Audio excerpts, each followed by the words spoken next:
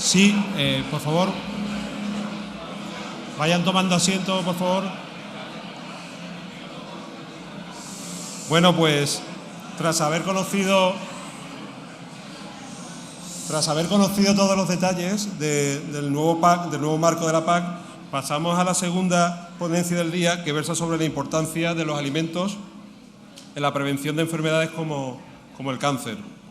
Cedo la palabra a doña Lourdes Humanes Martín, veterinaria especializada en bromatología, higiene y salud y vinculada familiarmente con Olostepa, para presentar la próxima ponente, Odile Fernández. Aprovecho para recordarles que tras la ponencia Odile Fernández estará a disposición de todos los interesados junto en la sala donde va a ser el ágape para la firma de libros. Sin más dilación, paso la palabra a doña Lourdes Humanes. Hola, muy buenas tardes a todos. Pues bien, en primer lugar, lo que quiero es dar las gracias por el privilegio que supone para mí, de corazón, el haber sido invitada a participar de esta fiesta comarcal del aceite de oliva. Mi agradecimiento a Olostepa, muy especialmente a don Alfredo García Raya, su presidente, que me llamó.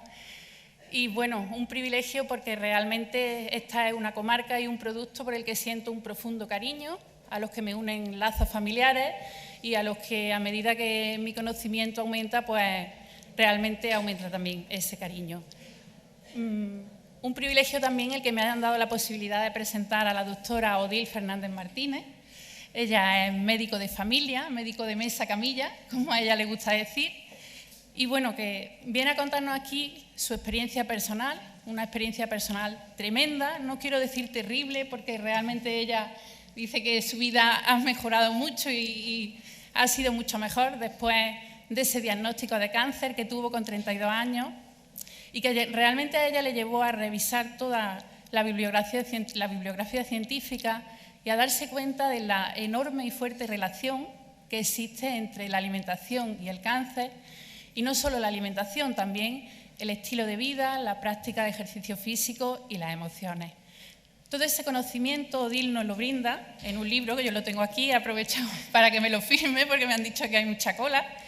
El libro Mi receta anticáncer, que ya va por la 6ª edición, bueno, ya no sé si irá por la 7ª, yo lo compré en Navidad, y que realmente yo les recomiendo a todos ustedes, un libro magnífico y riguroso, donde ya les digo, nos brinda un conocimiento que está siempre basado en la evidencia científica, y verán ustedes que tiene una bibliografía enorme este libro. Además de ello, Odile tiene un blog. Su blog es www.mirecetadanticáncer.com, donde nos da información actualizada, consejos, recetas, donde ella contesta personalmente a las dudas y a los correos. Y bueno, aparte de eso, pues ella imparte talleres y charlas como esta que nos va a dar hoy aquí. Y bueno, cuando entras en el blog de Mi receta anticáncer hay una frase que yo le voy a tomar prestada a Odile, una frase de Hipócrates, el padre de la medicina, que dice: que tu alimento sea tu medicina, que tu medicina sea tu alimento. Realmente me gustaría que paráramos un poco a reflexionar sobre esta frase, porque realmente, como un pueblo que somos de la cuenca mediterránea, pues tenemos una tradición cultural que nos ha regalado una herencia maravillosa, que es la dieta mediterránea. La dieta mediterránea, que hoy en día la UNESCO ha reconocido como Patrimonio Cultural Inmaterial de la Humanidad, y bueno, una dieta en la que ocupa un lugar central y en la que brilla con luz propia y con todo merecimiento nuestro querido aceite de oliva virgen extra. Y bueno, realmente yo considero que debemos ser respetuosos con nuestros antepasados, que vivieron en estas mismas tierras ya produciendo aceite de oliva, y debemos ser respetuosos con nuestros descendientes y cuidar esa tradición que es nuestra dieta mediterránea, porque además esa tradición es un regalo para nuestra salud. Como les digo, la palabra dieta mediterránea procede del término griego, diaita, y significa no solo un patrón de alimentos o de ingredientes, significa un estilo o un régimen de vida. Y engloba también la forma en la que preparamos las recetas, en la que preparamos los alimentos, cómo compartimos las comidas. Por ejemplo, aquí en Andalucía sabemos que nos gusta comer acompañados, nos gustan las largas sobremesas. Implica también unas celebraciones, unas tradiciones, una práctica habitual de ejercicio físico que nos permite este clima tan benigno que tenemos en el Mediterráneo. Pues bien, todo eso es un estilo de vida que la ciencia día a día nos dice que es un estilo de vida saludable, que lo adoptemos cuanto antes y que si realmente, como nos pasa a nosotros en ocasiones, lo hemos olvidado cómo guisaban nuestras abuelas, cómo comían, despacio, sin prisa, que lo recuperemos porque es un regalo para nuestra salud. Y finalmente, yo no les quiero robar más tiempo a Odil, que sé que vamos más de tiempo, pero le voy a tomar otra frase prestada de su libro que dice: lo que no se da, se pierde. Seamos nosotros, cada uno de nosotros, los mejores embajadores del aceite de oliva, conozcamos sus numerosas virtudes para los sentidos y para la salud y seamos incansables en contarlas allá por donde vayamos. Muchas gracias.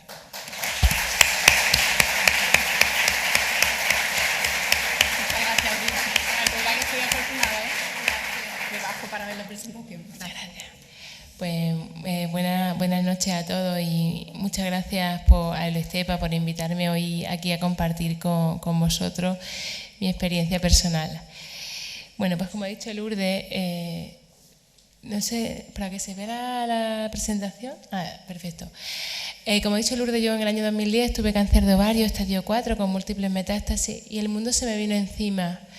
Yo lloré, me desesperé. Tenía un niño de 3 añitos, que alguno habréis visto ahora por ahí, que ya tiene 6 años. Y lo pasé muy mal. Yo llegué a pensar que me iba a morir, pero que mi muerte era inminente, que la muerte me acechaba los talones, porque la palabra metástasis la mayoría lo asociamos a muerte, a agonía, a sufrimiento. Yo además soy médico de familia y los médicos de familia hacemos el acompañamiento del paciente oncológico al final de la vida, ¿no? Cuando ya el oncólogo lo da por desahuciado al paciente. Entonces yo más lloraba porque pensaba en esos pacientes que había visto morir. Pero en mitad de esa desesperación llegó un cambio, algo cambió en mí y en vez de pensar en la muerte empecé a pensar en vivir. ¿Sabéis lo que me hizo cambiar? Fue pensar algo que es obvio, pero que muchas veces no nos paramos a pensar, y es que todos vamos a morir. Todos los que estamos aquí venimos a esta vida con una fecha de caducidad, pero normalmente vivimos pensando que somos inmortales, que nunca nos va a pasar a nosotros, que enferma el primo, el vecino, el amigo, que mueren los demás y nosotros nunca vamos a morir. Y vivimos esta vida postergando, pensando en cuando me jubile voy a hacer aquello que me gusta, cuando los hijos sean mayores, cuando el trabajo me lo permita, y de repente un día llega la muerte y nos sorprende y no hemos hecho nada de esas cosas que queríamos hacer. Entonces yo empecé a pensar en eso y pensé, ostras, es verdad, puede ser que me muera, puede que muera en 1 mes, en 2 meses, en 3 meses. Entonces decidí que viviese lo que viviese, iba a ser feliz, iba a aprender a aprovechar cada minuto, cada instante, iba a dejar atrás los problemas, los conflictos, el odio, la ira, iba a aprender simplemente a ser feliz con lo que tenía, a disfrutar de cada beso, de cada abrazo que le diese a mi hijo, a decirle te quiero, a disfrutar, en fin, de cada día. ¿No? Hay una frase que a mí me gusta mucho del Club de los Poetas Muertos que dice carpe diem, aprovecha el momento. Y yo decidí aprovechar la vida desde ese momento. Yo me dediqué a la quimio a hacer esto, a viajar. Yo cuando estaba con la quimio entraba en internet, buscaba vuelos baratos al sitio que fuera y me lo compraba. Y después iba y le decía al oncólogo, oye, me cambian la quimio que el día tal no puedo venir porque tengo un viaje. Y mi oncólogo era muy amable y me la cambiaba un par de días para que pudiera hacer aquello que me apetecía, con lo que yo disfrutaba, que era viajar. Como os decía, surge ese deseo por sanar, por aprovechar cada instante. Y pensé, ¿qué podía hacer yo, aparte del tratamiento convencional de quimiocirugía en mi caso, para ayudar al cuerpo a sanar? Porque como estábamos en un caso de metástasis, se suponía que la quimio era un poco paliativa para intentar alargar la vida, pero no era eso lo que yo quería. Yo quería que el cáncer desapareciese y ver a Nacho crecer. Quería ver a ese niño de 3 añitos crecer y, ¿por qué no?, soñé con volver a ser madre, aunque el diagnóstico a priori era nefasto y la quimio suele producir esterilidad. Yo pensé incluso en volver a ser madre. Y ahí empezó mi proceso de búsqueda, de decir, ¿qué puedo hacer yo para ayudar a mi cuerpo a sanar junto al tratamiento convencional? Entonces yo pensé en mis pacientes diabéticos, en los que su alimentación les influye. Cuando un diabético abusa del azúcar, de los dulces, el azúcar sube en sangre. Al paciente hipertenso, cuando tiene problemas emocionales con la vecina, porque la vecina le critica, porque la hija se ha peleado con su hija, la tensión le sube. Y yo pensé, si a mi diabético y a mi hipertenso le influye la alimentación y las emociones, ¿por qué al oncológico no? Entonces pensé en revisar en PubMed o Medline, que es la base de publicaciones médicas que nosotros utilizamos, si había publicaciones que relacionasen el cáncer con la alimentación y el cáncer y las emociones. Y me sorprendió ver los miles de publicaciones que hay.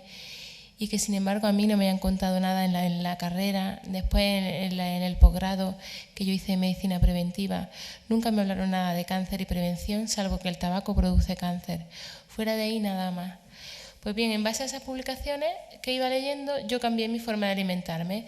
Dejé esos alimentos que pueden acelerar el crecimiento de los tumores e introduje aquellos alimentos que son como una quimioterapia natural, que son como un medicamento, que son aquellos alimentos ricos en fitoquímicos.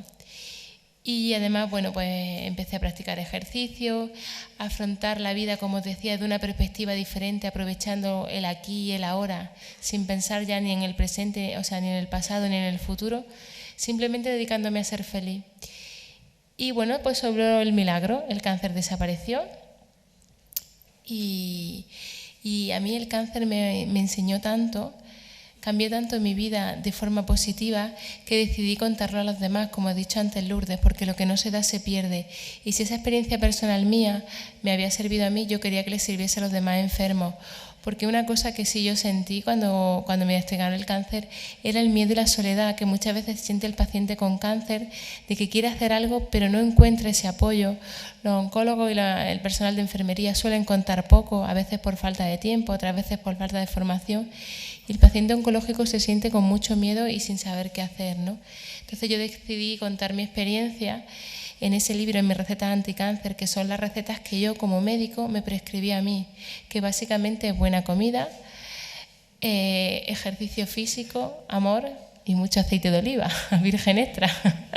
Hablaremos del aceite de oliva. Pero básicamente es buena comida y mucho amor y afrontar la vida de forma que dando relativa importancia a los problemas y aprovechando cada instante.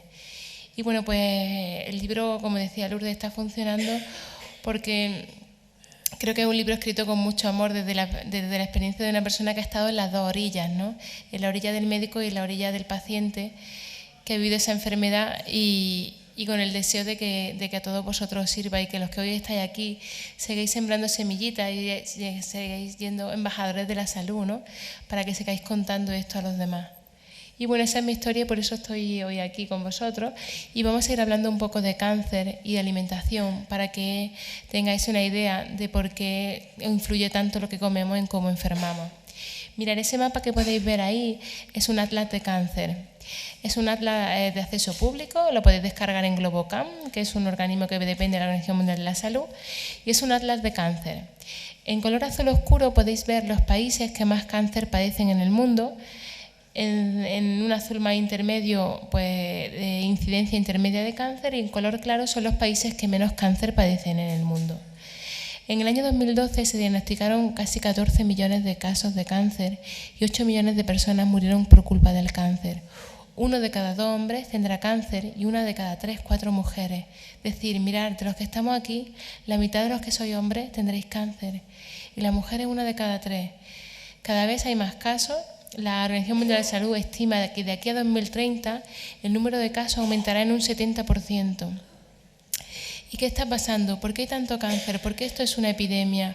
¿Por qué gente con 20, 30, 35 años está teniendo cáncer de mama, cáncer de ovario en mi caso, cáncer de próstata? Cuanto antes el cáncer era una enfermedad de la vejez. El cáncer de próstata le daba a la gente con 80 años, el cáncer de mama a partir de los 70 años. Y ahora es normal chicas con 20 años con cáncer de mama y nadie se asusta. Pues ese atlas, simplemente mirando ese atlas podéis hacer una idea. ¿Qué os llama la atención de ese atlas?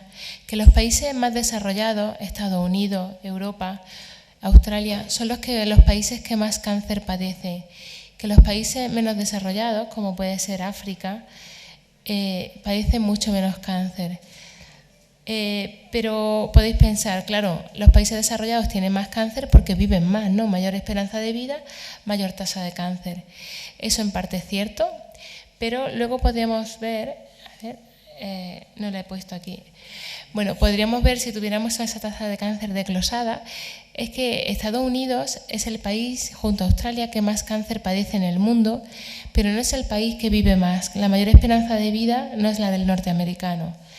Primero Estados Unidos es el que más cáncer padece, después le sigue Europa Central, sería Alemania, Polonia, Inglaterra, después está Europa del Norte, Suecia, Noruega, y después la cuenca mediterránea, España, Italia, Grecia, Y por último, dentro del mundo desarrollado, un país que no está en color azul oscuro. Desde ahí no sé si se aprecian bien los colores, pero hay un país aquí que no está en color azul oscuro y es un país que mayor esperanza de vida tiene y sin embargo tiene muy poco cáncer en comparación con otros países. Japón, ¿vale? Japón y la cuenca mediterránea tienen mucho menos cáncer que Estados Unidos o el resto de Europa.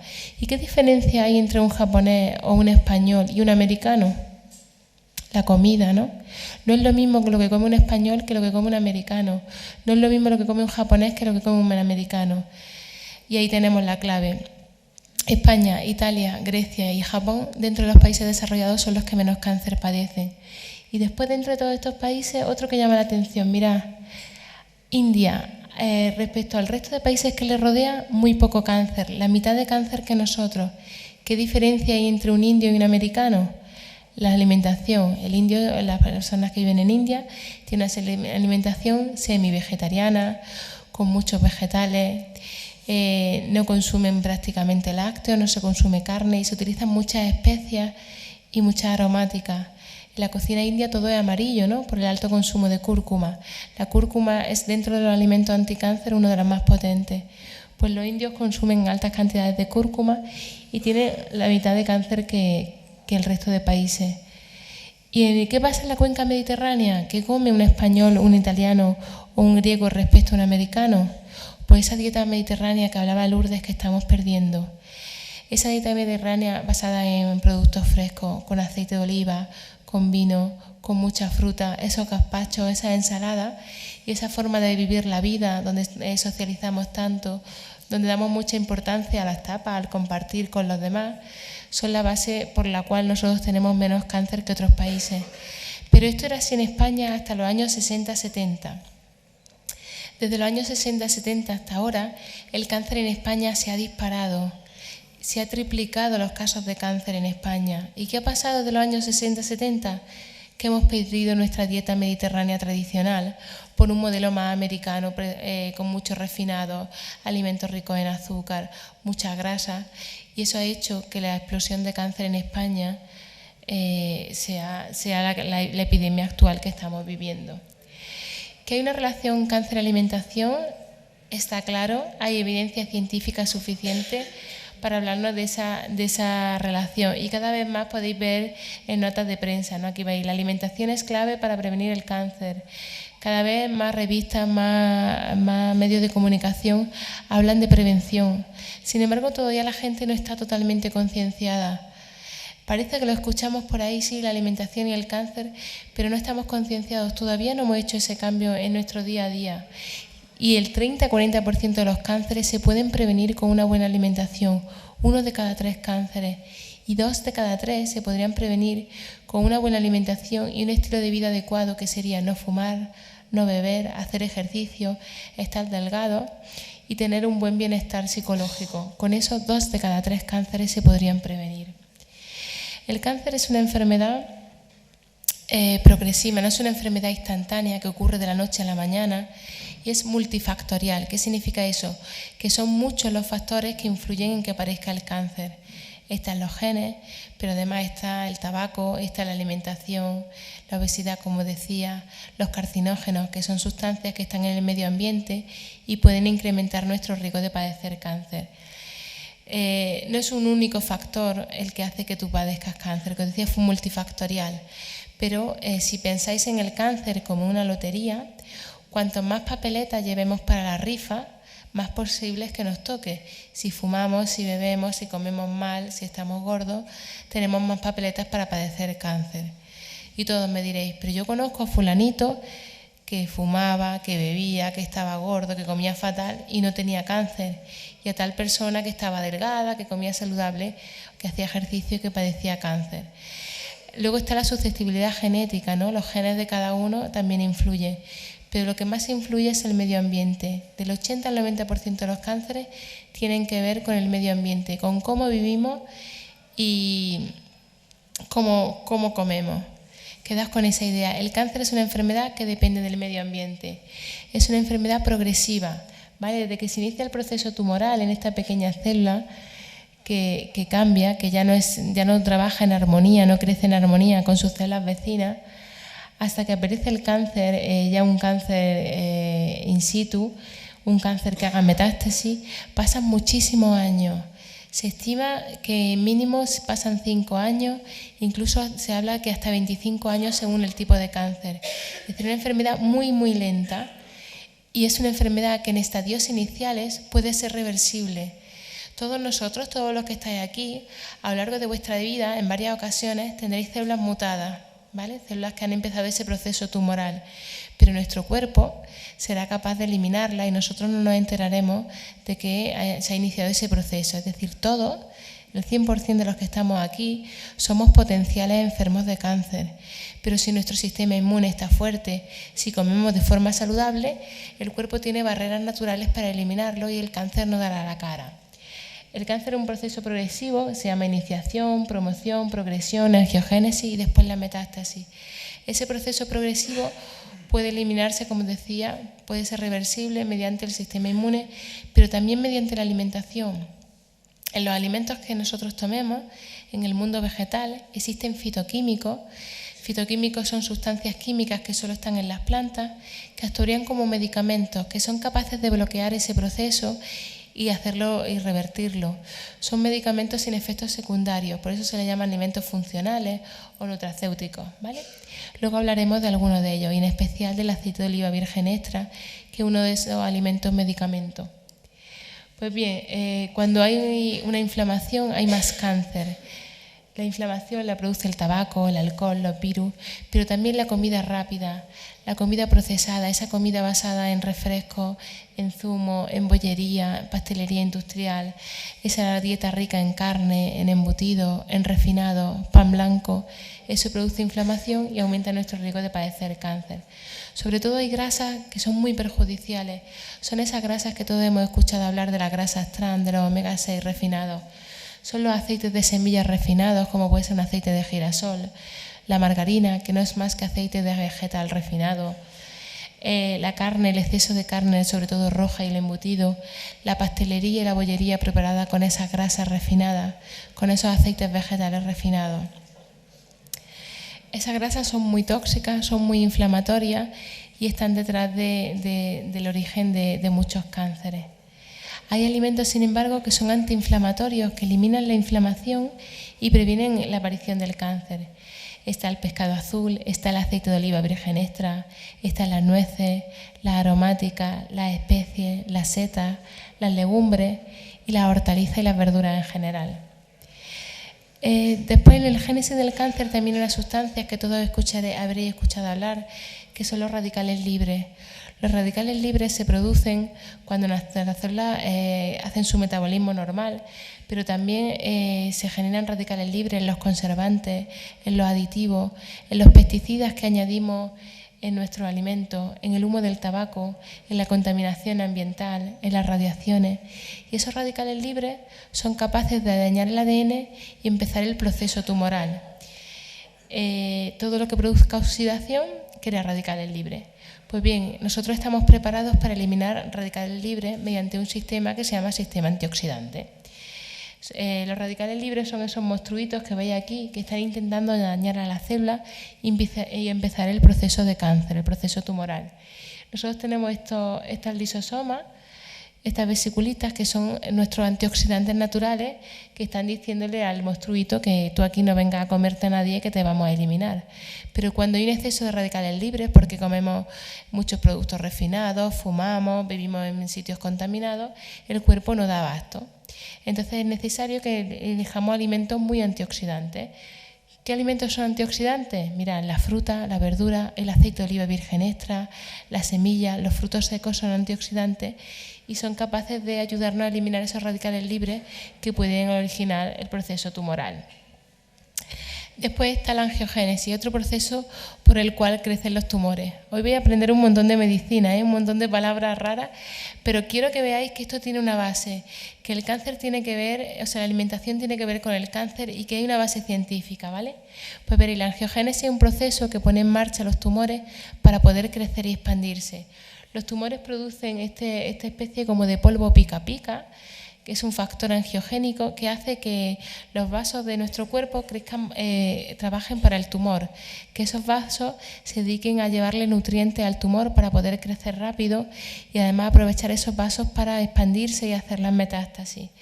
Pues bien, hoy en día en oncología lo que se está intentando es buscar fármacos antiangiogénicos, fármacos que corten esos vasos. Si yo le corto los vasos al cáncer, no recibe alimento, entonces se seca y va desapareciendo. Son fármacos como el Avastin, como el Glibex. Pues bien, en la naturaleza hay fármacos también que tienen esa función antiangiogénica. El té verde, los frutos rojos, la cúrcuma, la seta, el aceite de oliva virgen extra, como después veremos. Después también los alimentos ricos en azúcar, los alimentos que suben los niveles de azúcar en sangre, como son todos los alimentos azucarados, el azúcar blanquilla, pero también el pan blanco, la pasta blanca, los zumos industriales, esa bebida, esa Coca-Cola, esa bebida negra poco recomendable. Pues eso sube los niveles de azúcar en sangre y se libera dos hormonas que son la insulina y el factor de crecimiento similar a insulina, para intentar ese azúcar meterla en la sangre. Pues bien, ese factor de crecimiento similar a insulina es un promotor del crecimiento del cáncer.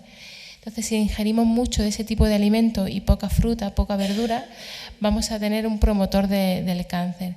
De hecho, mirad, las personas diabéticas, esas personas que tienen los niveles de azúcar en sangre siempre elevados, tienen mucho más cáncer que aquellas personas no diabéticas, por el tema de la insulina y factor de crecimiento similar a insulina.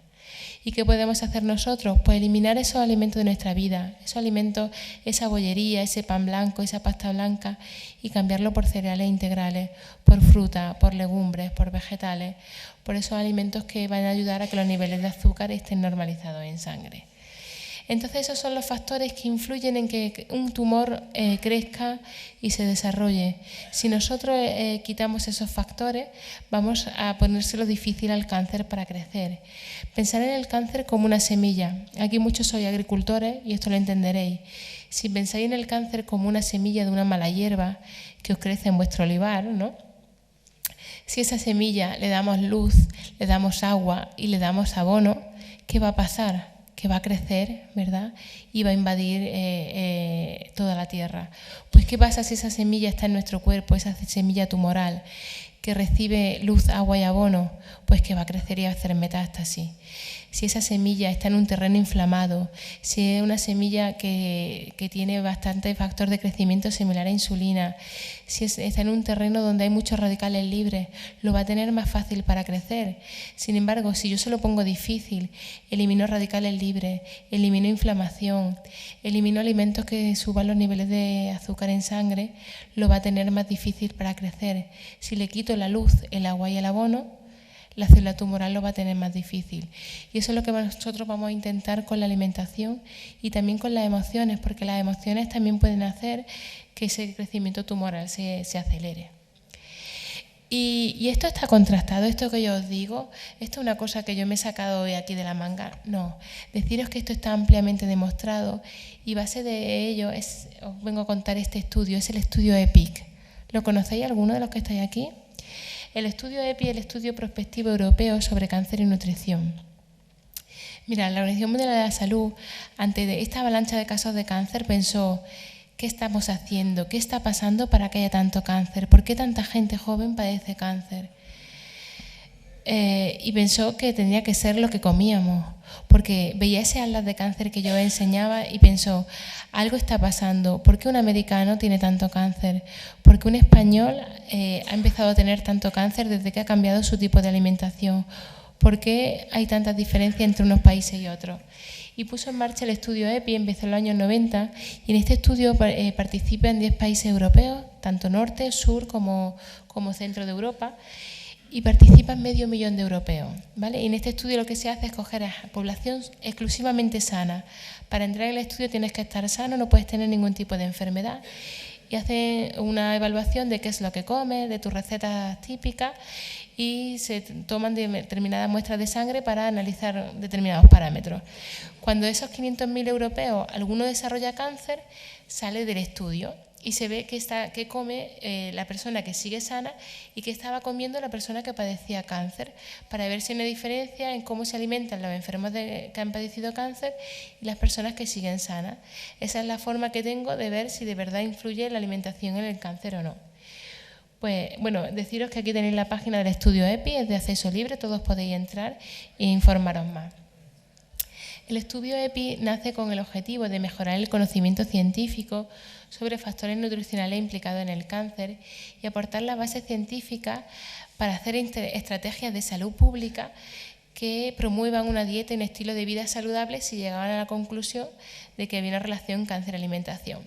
Pues bien, os decía que empezó en los años 90 y el estudio EPI es el mayor estudio a nivel poblacional sobre cáncer y alimentación que se ha hecho, y llega a la conclusión de que sí, que el cáncer tiene que ver con nuestra alimentación, que el riesgo de padecer cáncer de cualquier tipo, sea del que sea, disminuye simplemente aumentando la ingesta de fruta y de verdura, que por cada 200 gramos de fruta que tomemos al día, el riesgo disminuye en un 3%, y a más ingesta de fruta, menos riesgo de padecer cáncer de cualquier tipo. Pero es que hay 4 cánceres, según el estudio EPI, especialmente relacionados con la alimentación, que son colon, mama, próstata y pulmón, que son precisamente los cánceres más frecuentes en nuestra población. Esos africanos que tenían tan poco cáncer, ellos no tienen cáncer de mama, no tienen cáncer de próstata, no tienen cáncer de colon. El cáncer de mama, próstata y colon son cánceres nuestros, son del mundo occidental, de Europa y de Estados Unidos. Esos japoneses que tenían tan poco cáncer tienen muchísimo menos tasas de cáncer de colon, de mama y de próstata que nosotros. ¿Y qué dice el estudio EPI? ¿Qué relación existe entre el cáncer de colon, por ejemplo, y la alimentación? Pues bien, el estudio EPI dice que una alimentación basada en fruta, en vegetales, con alto consumo de pescado, de fibra, una alimentación saludable, donde además de comer bien, hacemos un poco de ejercicio, no fumamos y no bebemos, podemos prevenir el 75% de los cánceres de colon. 2 de cada 3 cánceres de colon se pueden prevenir y está más que demostrado, simplemente comiendo saludable. Si las personas que consumen más carne, que consumen más alimentos refinados, padecen mucho más cáncer de colon que aquellas personas que comen más fruta y verdura. El alto consumo de vegetales, fruta y pescado disminuye el riesgo de padecer cáncer de colon. Y sin embargo, el bajo consumo de fruta, de fibra y el alto consumo de carne y de embutido hacen que aumente la incidencia de cáncer de colon. Pues mirar qué poder tenemos nosotros en nuestras manos para prevenir esta enfermedad a la que tanto tememos. Cáncer de pulmón, todo lo relacionamos al tabaco. De hecho, el 90% de los cánceres de pulmón tienen que ver con el tabaco. Con el tabaco del que fuma, del fumador activo, pero también del fumador pasivo. Las personas que están alrededor de un fumador también ven incrementado su riesgo de padecer cáncer de pulmón. Antes de la ley antitabaco se fumaba delante de los niños, de las mujeres embarazadas, daba igual. Pues ese tabaco aumenta nuestro riesgo de padecer cáncer de pulmón, pero también cáncer de colon, de mama, de esófago, de estómago, de ovario, de laringe, prácticamente de cualquier tipo de cáncer. Pues bien, el cáncer de pulmón tiene que ver con el tabaco, pero también con la alimentación. Una baja ingesta de fruta y de verdura incrementa el riesgo de padecer cáncer de pulmón. Y por cada 100 gramos de verdura que consumamos al día, nuestro riesgo de padecer cáncer de pulmón disminuye en un 12%. Mirad qué importante. Y sobre todo, la fruta y la verdura protegen frente al cáncer de colon al fumador. Lo ideal sería que dejásemos de fumar, pero si no podemos dejar de fumar porque es superior a nosotros, es muy importante aumentar el consumo de fruta y de verdura. Cáncer de mama. El cáncer de mama se ha relacionado con una dieta rica en azúcar, en alimentos refinados y sobre todo en grasa y en proteína animal. Cuanto más tocino, cuanto más panceta, cuanto más chorizo, cuanto más morcilla tomemos, más riesgo de padecer cáncer de mama. Cuanto más grasa animal utilicemos para cocinar, tipo mantequilla, tipo manteca de cerdo, más cáncer de mama padeceremos. ¿Qué podemos hacer para prevenir el cáncer de mama? Pues una dieta rica en fruta, rica en vegetales y cambiar esa grasa animal, esa grasa saturada por grasas vegetales saludables. ¿Qué grasas vegetales saludables? Aguacate, frutos secos, semillas, sobre todo semillas de lino y sésamo y aceites vegetales de buena calidad, ¿no? ¿Cuál? aceite de oliva virgen extra. Y una alta ingesta de fibra también previene el cáncer de mama. ¿Dónde está la fibra? Está en las legumbres, está en los cereales integrales, está en los vegetales y está en las frutas. En la carne y la leche hay cero fibra. El sobrepeso y el sedentarismo también incrementan el riesgo de padecer cáncer de mama. Las mujeres obesas tienen mucho más riesgo y las mujeres que se quedan en la casa sentadas. Importante es perder peso y empezar a moverse, hacer ejercicio físico de forma regular. Y bien, decíamos que el estudio EPIC miraba qué comían las personas sanas y las personas enfermas. Y han llegado a la conclusión de cuál sería la dieta mediterránea ideal, porque han visto que los seguidores de este tipo de alimentación, que son las personas del sur de España, del sur de Europa, tienen menos cáncer que las personas que viven en otros países, como decía, norte de Europa o Europa central. ¿Y cuál es esa dieta mediterránea ideal? Que poco tiene que ver con la dieta mediterránea que estamos llevando a día de hoy. Es una dieta en la que el aceite de oliva virgen extra es la principal grasa para cocinar. Es una dieta donde se consume mucha fruta y mucha hortaliza fresca, local y de temporada, ¿no? Antes todo el mundo tenía huerta y comía los productos de su huerta, tomaba los tomates en verano. Hoy en día los niños no saben ni cuándo es la temporada del tomate. Se creen que hay tomates todo el año, que el calabacino está todo el año. No, el tomate es de verano, los que sois agricultores lo sabéis. Pues sería una dieta en la que se utilizan los productos de temporada. Es una dieta donde el gazpacho, las ensaladas, los zumos están a la orden del día y son los entrantes principales de nuestra dieta, donde se preparan muchos platos de cuchara basados en legumbres, ¿no? Esos potajes de legumbres con verduras y arroz. Es una dieta donde se consume mucho pescado y muy poca carne. Antes se hacía matanza, ¿no? Era típico aquí en Andalucía, pero con esa carne de la matanza se tiraba todo el año, ¿no? La gente hacía su matanza y iba poco a poco iba gastando esa carne. Hoy en día es como si hiciésemos matanza continua. Podemos ir al supermercado y tenemos todo el jamón, todo el chorizo, todo el embutido que nosotros queramos todos los días. Pues sería una dieta con poco embutido y poca carne, donde se le da prioridad al pollo, al pavo, frente a otras carnes más grasas. Es una dieta donde se consume abundante pescado, como decía antes, una dieta donde se consumen los dulces en poca cantidad y de forma puntual. Antes, ¿cuándo se comían antes los dulces? En Semana Santa, en Navidad y cuando había una fiesta, ¿no? Un cumpleaños. Ahora, ¿cuándo se consumimos dulces? A todas las horas y todos los días. Es como una fiesta continua, ¿no? ¿Qué llevan los niños al cole? Pues pastelería, productos envasados, zumos industriales y luego nos quejamos de que haya tanto cáncer. Pues esa sería la dieta típica mediterránea. Es una dieta donde las principales bebidas es el agua y el vino, ¿no? La trilogía mediterránea es el aceite, el vino y el pan, ¿no? Pues esa es la dieta mediterránea que nos puede ayudar a protegernos frente al cáncer. Y nosotros vamos a añadir algunos alimentos más anticáncer, aparte de esos típicos de la dieta mediterránea. Vamos a mirar esas poblaciones que tienen menos cáncer y vamos a coger esos alimentos. Mirar, están las algas que consumen tanto los japoneses y que nos protegen también frente al cáncer. Están las setas, están los cítricos, que son muy nuestros, ¿no? El limón, la mandarina, el pomelo, la naranja, tenemos la manzana roja sobre todo, tenemos los frutos rojos, la fresa, la cereza, la mora, el arándano, tenemos la granada, que también es un producto muy de nuestra tierra, tenemos el jengibre viene de la cocina india, tenemos las semillas de girasol, semillas de calabaza, semillas de sésamo y en especial las semillas de lino son muy importantes para la prevención del cáncer. Tenemos las aromáticas, que aquí en la cuenca mediterránea y en India se usan mucho, el orégano, el perejil, la albahaca, el tomillo, el laurel. Tenemos la cúrcuma, esa especia que hace que todo sea amarillo en la cocina india, muy importante en la prevención del cáncer. Tenemos la uva negra y tenemos el vino. Tenemos la cebolla, tenemos el ajo, el tomate, el melocotón, la nectarina, la ciruela. Tenemos los cereales integrales y las legumbres, tenemos los frutos secos, pero crudos, no fritos y salados, en las que las reinas son las nueces, las avellanas y las almendras. Tenemos el chocolate, pero el chocolate negro y el cacao, no el chocolate con leche. Tenemos las crucíferas, la coliflor, el brócoli, la col, la lombarda, los nabos, los berros, la mostaza. Tenemos el aceite de oliva virgen extra y las aceitunas. tenemos el kéfir y tenemos el té verde. ¿Veis? La mayoría son alimentos de la cuenca mediterránea y otros que hemos incorporado a otras culturas por sus propiedades. Y dentro de esos alimentos yo me voy a centrar en el aceite de oliva virgen extra.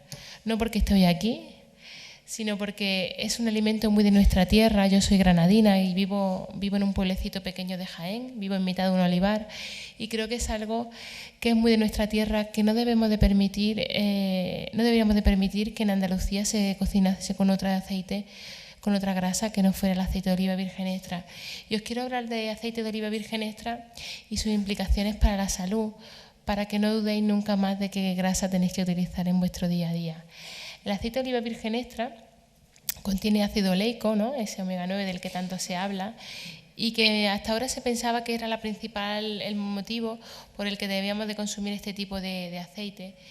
Se ha visto que protege frente a las enfermedades cardiovasculares, frente al cáncer, pero hoy en día lo que se está viendo es que el aceite de oliva virgen extra, además de ácido oleico, tiene unos componentes minoritarios que son fitoquímicos, esas sustancias de las que hablaba que solo están en el mundo vegetal y que previenen frente al cáncer. Son los fenoles, son los cercoiroides, son las flavonas, son los pigmentos como la clorofila, son los lignanos, es la vitamina A, es la vitamina E. Y esas sustancias son las que son capaces de bloquear ese proceso de carcinogénesis, ese proceso que os hablaba de cáncer. ¿Y en qué aceite es en el que hay más fitoquímicos? En el aceite de oliva virgen extra, como os decía, y más en la aceituna verde hay mucho más que en la aceituna madura. Esa aceituna que se coge en el mes de noviembre es la más rica en fitoquímicos. Y hay más en el virgen extra y también en el aceite de oliva virgen extra, que es de producción ecológica, porque las plantas, no solo el olivo, sino la vid, cualquier planta, el manzano, producen estos fitoquímicos, los producen para ellos defenderse de las plagas, ¿no? Son sustancias que ellos producen para defenderse de las agresiones externas. Entonces, cuando en agricultura ecológica se utilizan menos pesticidas, ¿no? Menos fertilizantes, el olivo tiene que defenderse más de las plagas que cuando continuamente esos plaguicidas. Entonces, siempre el alimento ecológico tiene más fitoquímicos que el no ecológico por eso, porque tiene que defenderse de las plagas. Entonces, el virgen extra ecológico y cogido en verde es el que más fitoquímicos tiene. También, según la variedad, parece que también hay diferencia en la cantidad de fitoquímicos. Parece que la aceituna, la picual, que es la más de nuestra tierra, es una de las más ricas en fitoquímicos, ¿vale? ¿Y cuál es ese efecto que hace el aceite de oliva virgen extra frente al cáncer? Veréis, es antioxidante, hablábamos oxidación más cáncer. Es antiinflamatorio, inflamación más cáncer.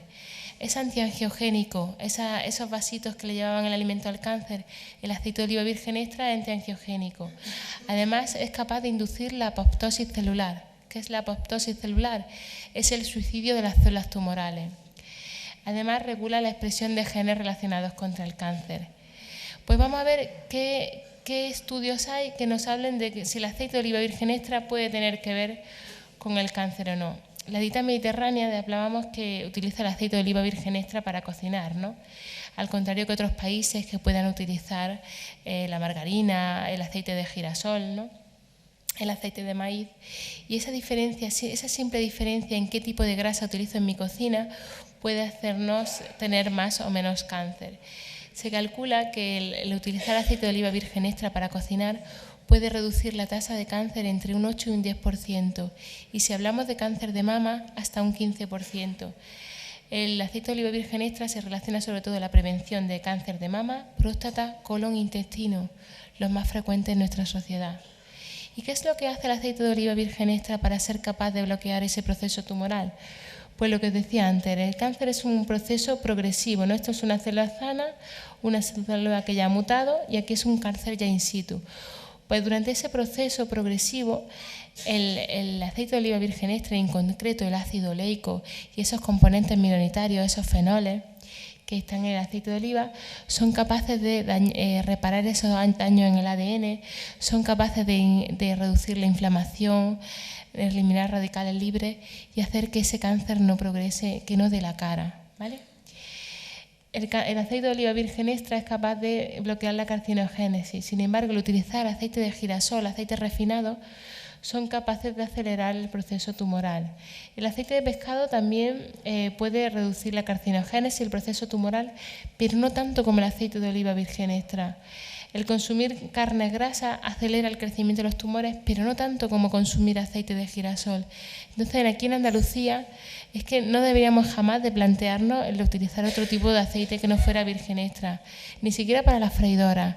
Nunca friáis con aceite de girasol, con aceites de semillas, con aceite refinado, y ni siquiera con aceite de oliva. El aceite de oliva ya sabéis que es aceite refinado al que se le ha añadido un poco de virgen o virgen extra. Siempre aceite de oliva virgen extra y no freiráis nunca en freidora, siempre en sartén y a baja temperatura. Y bueno, hemos hablado de prevención del cáncer y aceite de oliva, pero una vez que tenemos cáncer, ¿el aceite de oliva puede hacer algo? ¿Puede servirnos para los enfermos de cáncer? Mirad, se ha visto que el aceite de oliva virgen extra contiene, aparte de ácido oleico, contiene ácido oleico, como decía antes, y el ácido oleico es capaz de inhibir la expresión de un gen, de un oncogen, que se llama ER2, ¿vale? Es un gen que tienen 1 de cada 5 mujeres con cáncer de mama. Pues bien, ese oncogen ER2 positivo indica agresividad. Las mujeres que tienen ese gen tienen un cáncer de mama más agresivo. Pues bien, el ácido oleico es capaz de inhibir la expresión de ese gen y hacer que disminuyan los niveles de ER2 y por tanto que el cáncer de mama sea menos agresivo. Además, el aceite de oliva y en concreto el ácido oleico aumenta la eficacia del trastuzumab. El trastuzumab es el Herceptin, es un fármaco que utiliza en cáncer de mama para inhibir ese ER2 del que os hablaba. Pues bien, el aceite de oliva, en concreto el ácido oleico, aumenta la eficacia del Herceptin. Y además se ha visto que el ácido oleico es capaz de aumentar la eficacia de 2 quimios que son el carboplatino y el plaquetaxel, utilizados sobre todo en mama y en ovario. Pues mirad, sería ideal que el oncólogo, aparte de darte tu tratamiento, te dijera: toma siempre aceite de oliva virgen extra porque va a potenciar el efecto de la medicación que te voy a dar contra otro cáncer de mama. ¿Y qué aceite de oliva elegimos? Bueno, yo creo que ya os queda claro, ¿no? Virgen extra siempre, a ser posible ecológico. Y es importante también el dónde compréis el aceite de oliva. Sería ideal que estuviese en cristal o en botellas metálicas frente al plástico, porque los plásticos, sobre todo cuando pasan mucho tiempo expuestos al sol, dependiendo del tipo de plástico, se pueden crear unas sustancias que son disruptoras endocrinas. ¿Qué significa disruptor endocrino? Son sustancias que pueden alterar nuestras hormonas y predisponernos a padecer cáncer hormonodependiente. Entonces, siempre que podáis, cristal oscuro o recipiente metálico, que guardéis los aceites en un lugar fresco y oscuro, porque ya sabéis que son muy sensibles a las temperaturas. Y sobre todo que lo utilicéis mucho para crudo, para aliñar vuestras ensaladas. O si hacéis una crema de verduras, lo añadáis al final para que ese aceite no se caliente y tenga cuanto más fitoquímicos mejor. Porque los fitoquímicos se van perdiendo conforme vamos sometiendo a altas temperaturas el aceite. Por eso no deberíamos de freír. Los fritos, un mayor consumo de fritos en nuestra dieta hace que aumente nuestro riesgo de padecer cáncer. Siempre es mejor el crudo, el hervido o el vapor, ¿vale? Y el aceite de oliva, siempre que podáis, crudo o poco cocinado. ¿Y qué cantidad de aceite de oliva deberíamos de consumir? Pues según el estudio el estudio Predimed, que es un estudio sobre cáncer y enfermedades cardiovasculares, deberíamos de consumir 60 gramos al día.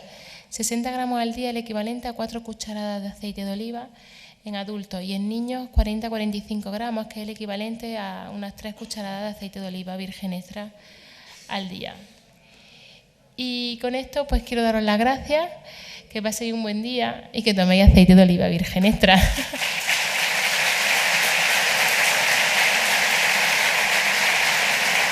Muchas gracias.